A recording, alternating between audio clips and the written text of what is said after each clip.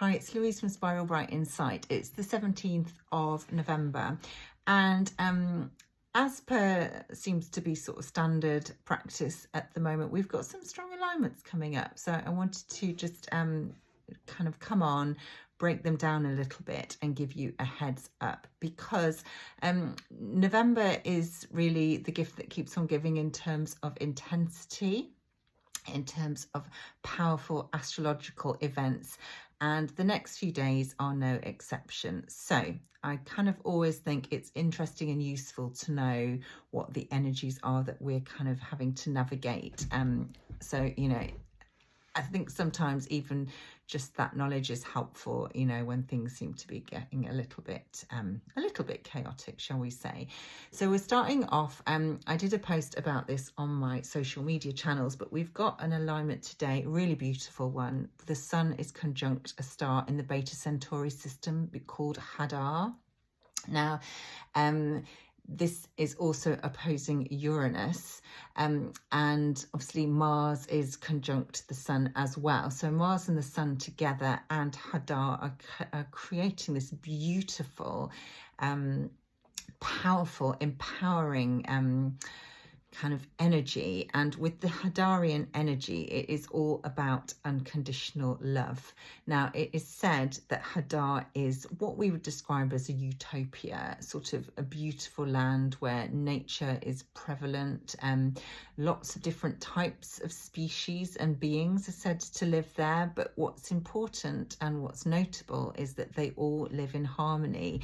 So despite the fact that they're different, they have different beliefs, potentially they look different, they are all living from their heart center. So there is no separation, there's no conflict, there's no duality, there's no factions, there's no war, and they live from their heart. They are very much vibrating at the frequency of divine love and unconditional love. They live together, so there's a very strong sense of community, there's a strong sense of co-creation, of collaboration, communion, coming together. And as our sun kind of comes to activate this star and this energy, you know, we are very much living in this time where everything is so divisive and there's so much conflict, and we're being asked to pick sides, you know, and sort of decide who's right and who's wrong. But the sun and Mars, which is energizing the sun and energizing the Hadarian energies, is very much sort of asking us to take a different viewpoint, take a different stance, to imagine what would it be like if we all lived from our hearts, if we all sort of loved ourselves and loved each other in you know, with equality and unity. So those are beautiful energies coming through today and tomorrow, because the transits last a couple of days. Now tomorrow, it's already active and I've already mentioned it, but the sun is conjunct Mars in Scorpio, and they're going to travel together for, I think, the next 3 to 4 days. And then they'll start to sort of slowly, the sun will move ahead and Mars will hang back a little bit. But the sun conjunct Mars in Scorpio is intense. You know, Scorpio is a very intense zodiac sign. Mars is the god of war. This is about conflict, aggression, but also in its higher expression, it's about passion, it's about motivation, it's about drive, it's about life force and sort of what fires you up, what energizes you, what gets you going. So if we're looking at the sun sort of conjoining Mars and shining its light and adding its power and its light to the Mars archetype, you know, it can go either way. It could be that, you know, more fuel is added to any fires that are already burning, so things get blown out of proportion. Or it could be that we've got a new drive to really, you know, dig deep, to transform, to heal. Scorpio is a very healing sign. It wants us to look sort of what's been hidden, what sort of lies beneath the surface, behind the curtain, undercover. And this is also because it's a new Mars cycle that we're actually experiencing as the I can never say it, the Kazimi, as Mars and the Sun join together, it isn't like a reset. So it's a time where we can really sort of think about, what do we want? What are our goals? What do we feel passionate about? What drives us? What motivates us? What fires us up? And, you know, what is holding us back? Now, if there are things holding us back, then this is the time to cut the cords. So it is a really powerful few days that we're moving through. Now, Sunday, it only gets more intense, I'm afraid to say.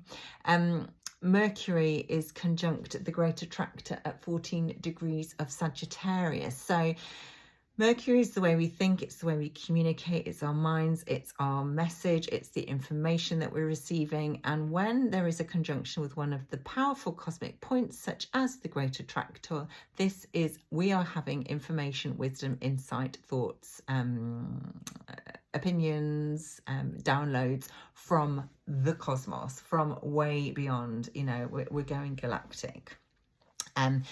The Great Attractor is like a black hole. It can bend space and time. It can see round corners, basically. So there is information here that is going to stretch our minds.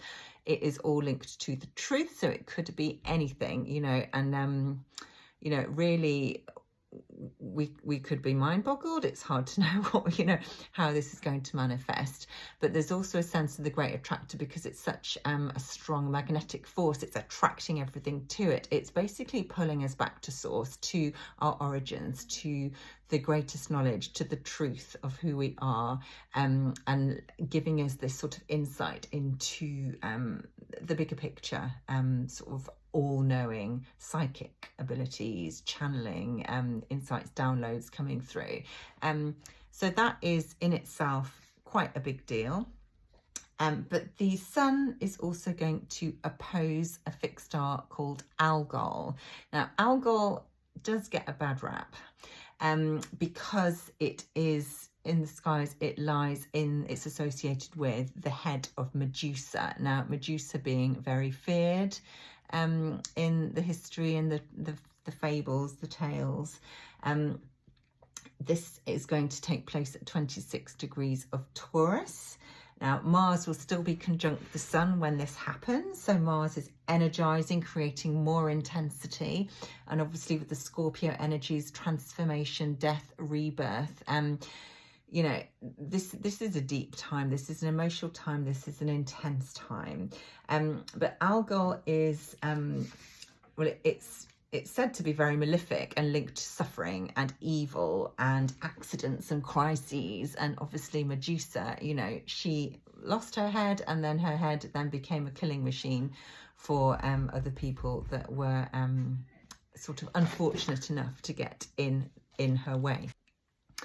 So while there is a real sinister element or energy or association with Algol, you know, literally it can mean, you know, that people are losing their heads.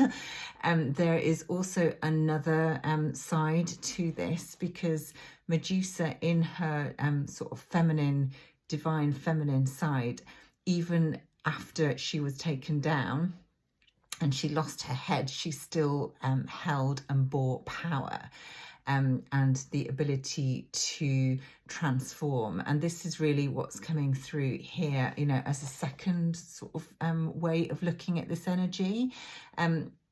Because there is darkness here, but a lot of things in our history have been inverted. So where there is power and strong feminine energies, they've been made out to be evil and to be feared. And we can see that example in so many different parts of our world. So this is also about being able to look at the power that you hold directly in the eye. It's about being stripped bare. It's about shedding layers. It's about exposing the soul. And it's also about looking at where our divine power has been suppressed, or cut down or cut off, where, you know, we've given our power away, where we've allowed other people to have power over us. And this is about sort of freeing ourselves from those who have power over us. And I will talk about another alignment shortly with similar themes that is coming through next week as well. So you kind of got this sort of dichotomy of the monster versus the goddess, and the power that the goddess holds. And there's also themes of rising again, you know, even when you get cut down, being able to rise again and come back from the ashes. So huge energies here to be working with. Reminder that we actually do hold power deep within us, and even when things can seem really barren and sort of getting to the end of a cycle, there is rebirth, there is renewal. And often things need to become really chaotic to shake things up, because that is how the energy gets cleared. When the energy is sort of stifled or compacted or suppressed, it's very difficult to clear, and it's not until it's kind of shaken up to the surface that it can be released and cleansed and transmuted. So really strong themes of light and dark here. It's not hard to see how that's playing out for us, you know, across our world at the moment. But certainly, you know, a time of real sort of shedding skins, transmuting, transforming, and really starting to see our true raw power. So that's Sunday. And then on Tuesday, I think, yes, we have got another galactic alignment. It's actually carrying on for a few days, but it is the sun opposing the stars in the Pleiades.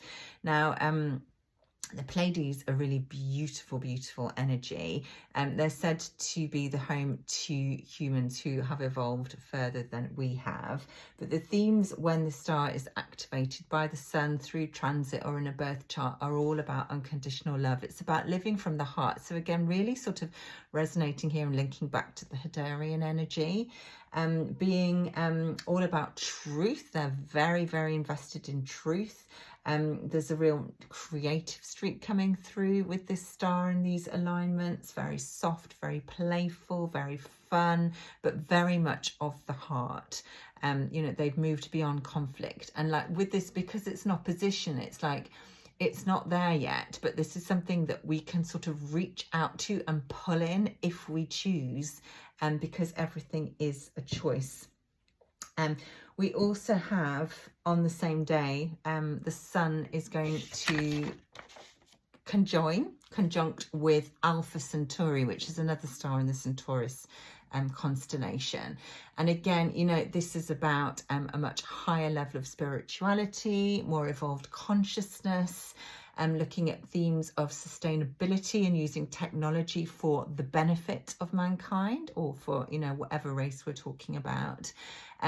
There's also a real theme here to remind us that we are actually self-sufficient, and we don't have to give our power away to people that don't have our best interests at heart.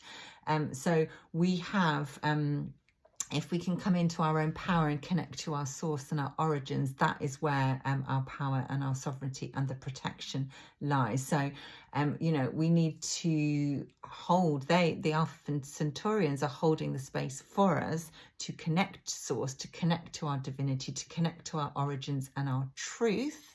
But also saying, you know, we shouldn't have fear of illusional power, because, you know, things aren't as they seem, and so this connection with Alpha Centauri is really coming along to remind us of that. And it is an annual event, and the sun will oppose it later on, but certainly, you know, it's about also liberation of our minds, of where we are attached or stuck or lost, and, you know, where we're being held captive really as well in our mental thought patterns and by what we think or perceive to be our reality. So some quite heavy themes there.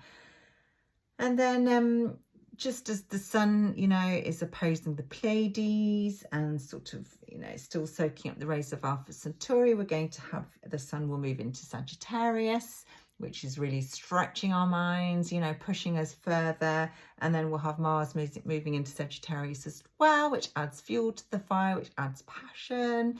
Sagittarius is a fire sign. So lots to look forward to. It's certainly not going to be a quiet and calm week, I would say. I'm going to come on and talk about the full moon later. There's also the North Node conjunct Eris, which is another fiery event in Aries, but that is towards the end of next week, so let's just leave it here. I think what I want to say is there's a lot going on. We can't avoid that. You know, things are being shaken up. Like I said, it is about everything kind of being brought up to the surface with the Scorpio energy, so it can be cleared, it can be transmuted, it can be looked at, acknowledged and cleansed and healed. But while that happens, there's a lot of instability. So try and focus whenever you can on the higher timeline. Try and see the bigger picture. I know it's not easy, especially if, you know, you're affected personally by what's going on.